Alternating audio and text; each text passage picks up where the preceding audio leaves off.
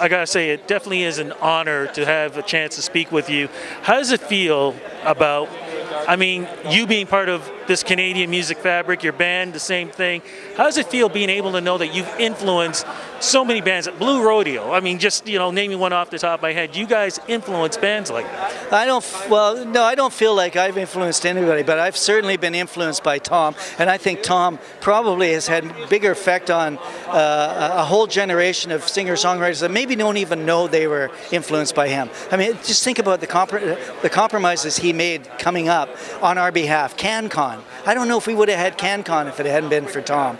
He just, he had principles, he stuck by those principles, and as a musician trying to make a living doing this, I benefited immensely from that. It must be an honor for the fact that you guys are going to be performing one of his greatest songs tonight. I'm a Canadian singing the hockey song at the induction of Stompin' Tom Connors in Canada's Walk of Fame. Come on, man, how good does it get? I mean, this is the ultimate.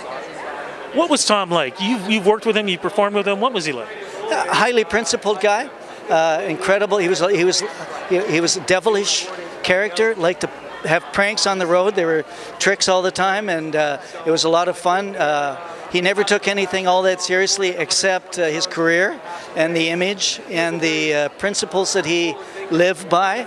But I'll tell you, in private, there was nobody more fun than Tom. Definitely. And the other thing, too, when you talk about Canada and you talk about Canadian music, I mean, to me, in a lot of ways, he's the guy who started it, celebrating what Canada was all about through music. I'm very excited about the years to come as to how he's going to be seen by the next generation of musicians, because this is a catalog of music that has not really been explored by the people in the same way that, let's say, Jimmy Rogers or Woody Guthrie or Bob Dylan. Those catalogs have been explored. Tom's is just waiting for a whole generation of people, I think, young people, to just grab onto, because these are fabulous, fabulous songs. But the other thing too, and you kind of mentioned it earlier, business savvy. He really understood the business, and he understood how an artist can survive in this business when it comes to money and politics. Yeah, he, we played, we were on tour with him once, and we played Toronto, we played Ontario Place, and then on the way to Ottawa, because he used to religiously send in those SOCAN forms, right? He wanted the royalties.